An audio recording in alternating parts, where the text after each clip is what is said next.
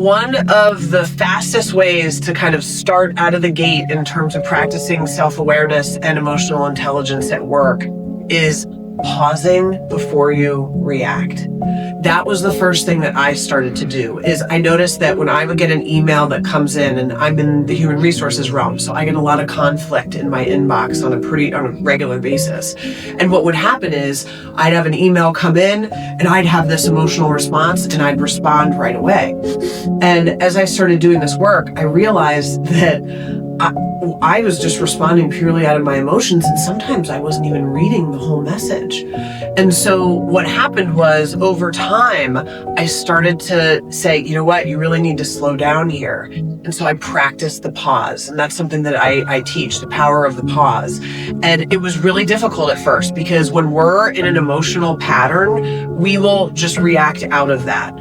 And once you start to recognize it, it's not that you're going to stop sending the emails right away. It's that you're going to notice that you do it. And then you're going to notice how it holds you back. And you're going to keep practicing that. And then over time, what happens is you stop responding.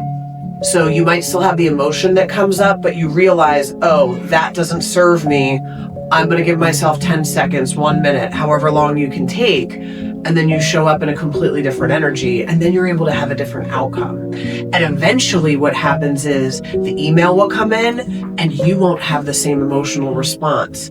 And what that is that's total freedom, because you're not emotionally driven. You know, your emotions are no longer controlled by those outside circumstances. So that's why this work is so powerful, is because you can start it on a very small scale.